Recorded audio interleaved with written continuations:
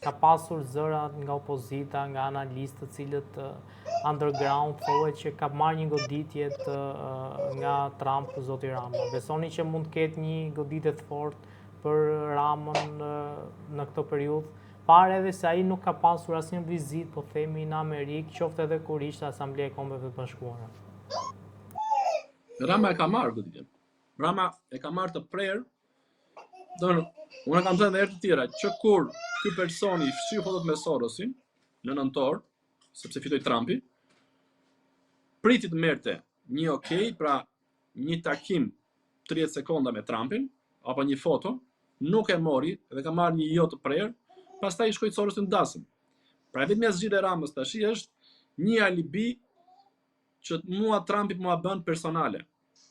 Sepse unë kam thënë që Trumpi është rrezik për marrëdhëniet shqiptar-amerikane për Shtetet e Bashkuara të Amerikës, nëse zgjidhet në 2016. Unë kam bërë humor me Trumpin dhe ai tani është djalli, ai është shumë akmarrës, ai është shumë i ligë edhe po ma bën personale, sepse nuk e pranon as shaka. Fakti që ky person dhe tani del të sulmon Amerikën, thot Amerika e zgjidhet me bomba, e zgjidhet me luftë. Ju europianët janë të mirë, thot, sepse ju e zgjidhni me dialog. Ndërkohë që Europa po shkon drejt shkatrimit me të majtën. E majta është vetëm për të shkatruar në gjithë botën. Jo vetëm në Shqipëri.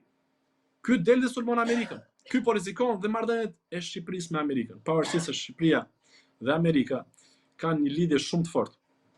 Është lidhje emocionale që populli shqiptar i detyrohet Amerikës. Që ka ekzistencë e popullit shqiptar sot është fal presidenti Wilson. Dhe ne nuk e harrojmë kurrë. Edhe ndihmën që kanë dhënë për Kosovën, për të çliruar Kosovën. Kështu që Rama nuk e prish dot të marrëdhënie, por Rama thjesht tenton të negociojë largimin nga politika. E di që do largohet, por thjesht do të gëzoj miliardat që na ka vjedhur, se kur akuzohet Belinda Balluku për 2 miliard euro nga ish kolegu i saj, paramendo tash ku një organizatë kriminale kishte 6 miliard euro. Sa mund të ketë Rama? 20 miliard, 50 miliard, unë nuk e di, nuk do të spekuloj. Por një njeri që ka gjithçka në kontroll, edhe për pak kohë, ndoshta për pak javë apo për pak muaj, është ende në pushtet, ky personi pa diskutim që është më i fuqishëm se ata tjerë ekonomikisht. Sepse të gjithë ta vjedhin dhe japin Ramës. Të gjithë ta shesin drogë dhe çojnë edhe Rama një pjesë. Pra kumbari i krimit organizuar në Shqipëri është Rama. Dhe pa diskutim, që thash, gjithë të pasuri ky do ta shpëtoj dhe do të shpëtoj edhe të ardhmen vet, mos përfundojnë në burg, sepse Rama si person, kam thënë herë të tjera, është karakter shumë i dobët. Është frikacak, një person me karakter të dobët që nuk menaxhon dot veten, dhe Rama nuk e mban dot burgun. Një person vanitoz që e ka mani ta shpërhapi, ta shpërfaqi luksin e vet, të jetoj duke pirë verë 33.600 euro apo 50.000 euro vera, duke veshur atletët që janë 10.000 euro atletët, apo kostumi Brioni 10.000 euro që vesh, apo një orë dore që ka marrë 470.000 euro. Më përpara ka pas një Filip Patek 136.000 euro, mos gaboj, kur ka ardhur sekretari Keri. Pra një person që e shpërfaq luksin e vet, edhe vdesje të qendrës vëmendjes, e ka shumë vështirë të izolohet brenda një kafazi. Kështu që këtë gjë ai e di dhe dridhet dhe tenton ta negociojë duke bërë manovra të tilla që rrezikojnë seriozisht të ardhmen e Shqipërisë. Federica Mogherini është në akuzë për korrupsion dhe ditën e sotme ajo ka dhënë dorëheqje. Si e keni parë këtë vënien në akuzë për korrupsion të Mogherinit dhe edhe pasi u arrestua, u la e lirë, ajo me njërë ka dhënë dorëheqjen dhe një raport mes ndërkombëtarëve që vinë në Shqipëri që politika shqiptare i shet të huajt si kur janë, po themi, kulmi i transparencës, kulmi i sinqeritetit, kulmi që nuk marrin në rishfeta. Pra si është ky raport? Domethënë, e para është që në sensin pozitiv është mirë që këto gjëra dalin, që populli shqiptar të kuptojë që të mos e marrë gjithçka shablon. Pra të hiqet ky kompleksi i të parit të huajve me idealizëm, sikur janë të pagabueshëm apo janë të pakorruptueshëm, apo sikur janë gjithkohës të drejtë. kemi të bëjmë me një person i cili ka qenë pjesë e Partisë Komuniste ose e elitave komuniste në Itali dhe është promovuar nga komunistët, nga globalistët, nga sorosianët, për të arritur në majat e politikës europiane. Dhe çfarë bën kjo person? Vazhdon me ideologjinë e njëjtë, ose të mbështesi krahun që i përshtatet ideologjikisht të majtës ekstreme ose Sorosit për të shkatruar popullatët, për të shkatruar popujt, për të vazhduar përpara agenda e emigracionit, për të vazhduar përpara agenda e kanabizimit, e drogës dhe LGBTQ-s. Dhe vjen këtu Mogherini ose Kosi ose çdo kush tjetër dhe i thurë lozhe Edi Ramës. Ndërkohë që ne e dimë që Edi Rama është hajdut. Ne e dimë që Edi Rama po ndjek një agjendë populluese. Ne e dimë që Edi Rama mbledh taksa pafund dhe nuk i kthen në shërbime për qytetarët. Dhe në këtë aspekt, kjo është e mirë që shqiptarët të vetëdijsojnë dhe të pavarësohen, pra t'i besojnë të vërtetës tyre, t'i besojnë asaj që ata ndjejnë dhe që shohin. Pra kjo e ndihmon popullin shqiptar të bëhet më kritik. Deri dje edhe na thoshin anti-amerikan. Ne jemi populli më pro-amerikan në botë, por e bën gati gjysmë e popullsisë shqiptare dhe opozita e bën anti-amerikane. Sot nuk flasin më, sepse deri dje kishim në krye në Amerikë të majtën amerikanë që po shkatronte edhe vetë Amerikën, po shkatronte botën, por ndërhyn edhe për të shkatruar Shqipërinë. Janë paguar $100 miliona për të shkatruar opozitën shqiptare. Ndoshta edhe miliarda, por nuk dua që të spekuloj, nuk do të jemi pasakt. Por vetëm me 120 milion të një gjenerator janë përdorur për të shkatruar opozitën. Pra nuk është vetëm problemi i politikës europiane. Ky po shkon te problem global, sepse e majta mundohet të pushtojë gjithë botën. Pra mbështesin njerëz të majt, politikanë të majt, pavarësisht se janë të korruptuar, pavarësisht se janë hajdut, pavarësisht se janë xhambaz në vjedhje, i mbështesin sepse ata vetë janë hajdut. Pra, në qoftë se do të vazhdojnë të thellojnë hetimet, do dali që nuk është vetëm Mogherini që ka vjedhur aty. Mund të dali edhe von der Leyen, mund të dalin edhe politikanë të tjerë. Pra, në qoftë se kjo do të shkojë hetimi deri në fund, do i shërbejë dhe Europës. Dhe unë besoj që do shkojë. Pak ka pak, por do shkojë, sepse me fitoren e Trumpit, bota po shpëton. Bota po kthehet në shina. Po të shikosh edhe në Amerikë, prap e majta po e bën djall Trumpin, pse ai po kërkon që taksat e qytetarëve amerikanë të bëhen publike. Pse ai po bllokon donacione që shkonin për shembull për Somalinë, shkonin miliarda dollar për komunitetin somalez në Amerikë dhe disa do shkonin në Somali, por që nuk shkonin parat në ndihmë të varfërve. Përbetohen sikur janë për të ndihmuar të varfrit, për të ndihmuar popujt në zhvillim etj, por i fusin para në xhep. Edhe tani që Ukraina është në luftë, ta e shfrytëzojnë për të vjedhur gati gjysma e parave, tha kryeministri i Ukrainës, Zelenski, tha nuk kanë ardhur në Ukrainë. Pra ku shkuan gjysmë miliard dollar?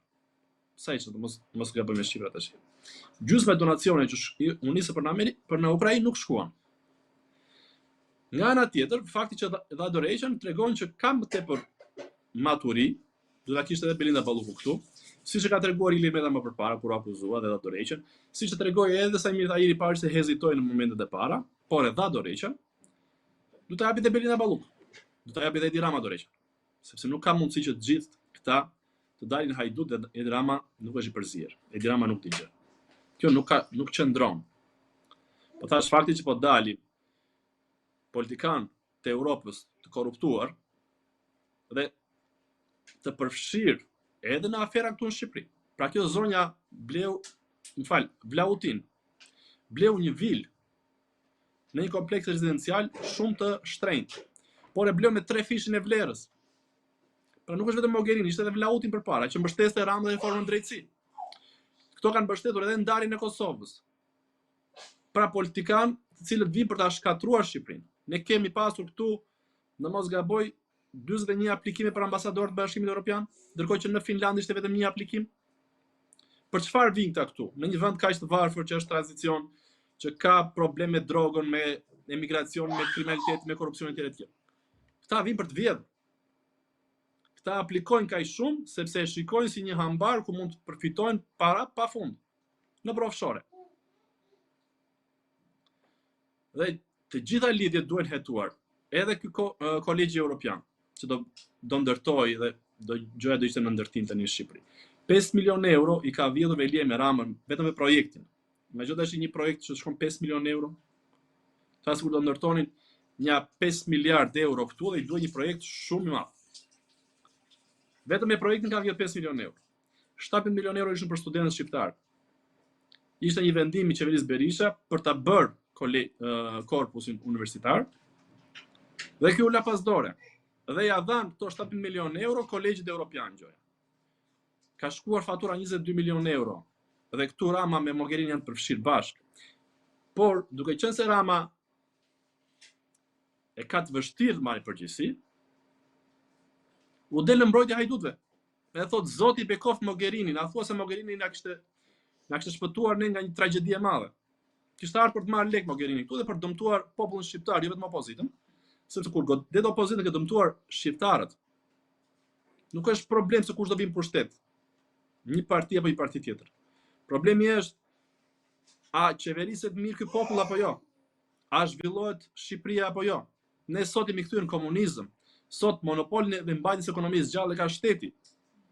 Sot ekonomia po mbahet nga paraja e pistë e drogës në ndërtim. Ndërtimi është diçka e përkohshme, do ndaloj. Po kur ndaloj, kriza do jetë shumë e madhe. Do ngelen njerëz pa punë, do humbasi lek tek shtëpia se do bjerë vlera e shtëpiave. Dhe shqiptarët do vdesin për bukë. Sepse sot nëse mund të mbahen nga një punë në ndërtim apo mund të mbahen nga paratë e pisa që mund të sjellin fëmijët e tyre, që prapë është shumë e gabuar sepse fëmijët do përfundojnë burgjeve, do përfundojnë në përvarje. Këtu vetëm një përfiton. Edi Rama. Të tjerë do kapin burgun ose do kapin varin, për fat keq. Dhe kjo është e tmerrshme. Po sepse kemi njëri pa shpirt, njëri që nuk mendon, njëri që do vetëm pasurohet, do vetëm pushtet. Dhe dilte thash mbron dhe Mogherini, del mbron Ballukun, mbrojti Veliaj në fillim, mbrojti Sajmir Tahirin në fillim, mbron Damian Gjiknurin, mbron Taulant Ballën.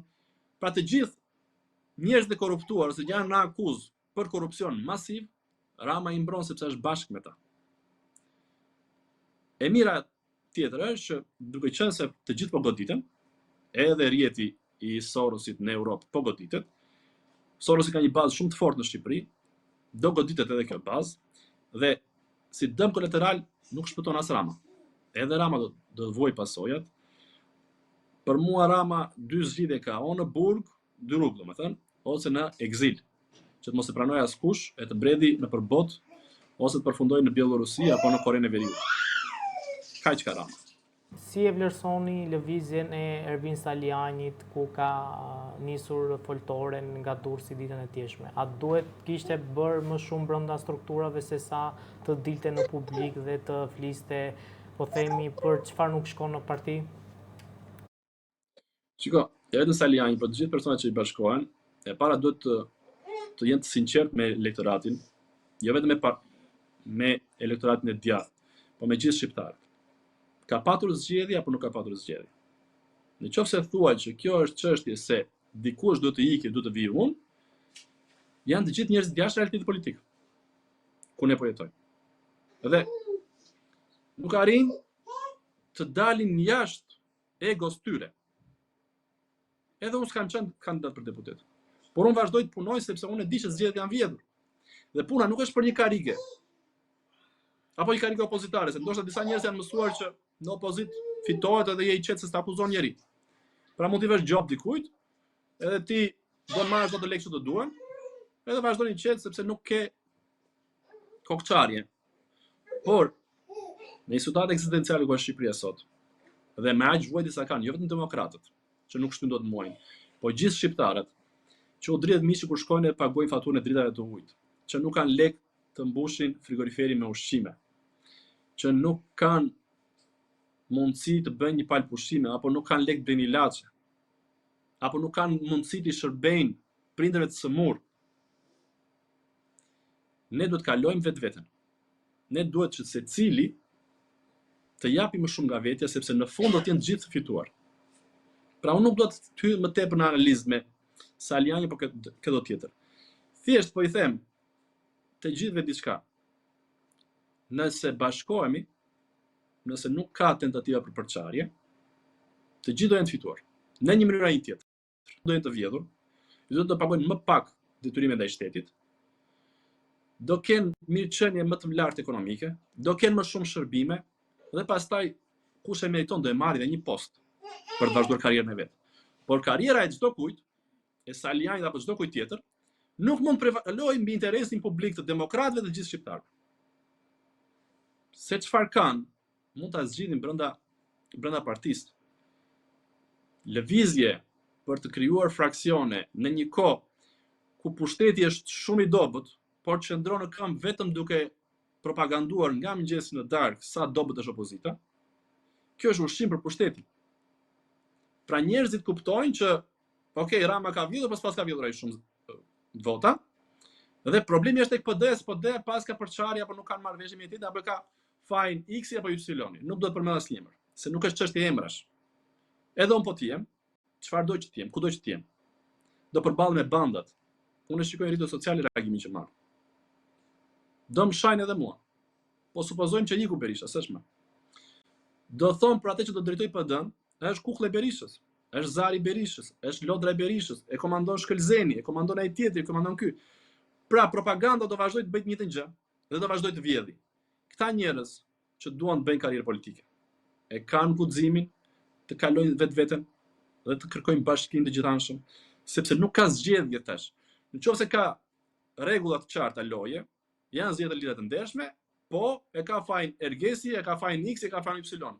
Por në momentin që s'ka zgjedhje lidhje të ndershme, pra merre Partizani me Inter Miamin, hiqi Inter Miamit Mesin me të kuqe sa fillon loja, Jordi Alba, Luis Suarez me të kuqe, pa i kalit të futbollit tash.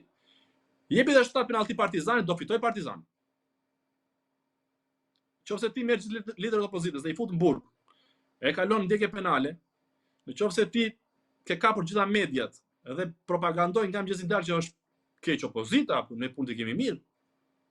Del Patona Xhiu thot, ky ka vjedhur, thot, po e ka bërë për ta mbajtur me Turkun, pra për ta zbutur korrupsionin qeveritar, nuk bie Rama kur nga pushteti në këtë mënyrë. E fundit, Skënderbeu para se të vdiste ne dim se çfarë u tha princave. Dhe e dim se si shkoi, se ata nuk e ndoqën këshillin e Skënderbeut. Zotë Eskiu, pse një hezitim i gjykatës kushtetuese për të vendosur përballë Turkun? Presioni është shumë i madh. Ky thot jam unë, siç kërcënoi në radhën e Olsi Ramës, që ne gjithë e pam se kush është e fytyra e personit që kishte kaluar kufirin bashkë me makinën ku ishte trafikant e drogës, dhe i tha jam unë, tha, nëse është Olsi personi që është në Teams, unë jap dorëheqjen, ata u detyruan të thoshin që nuk është Olsi, por nuk e dim se kush është.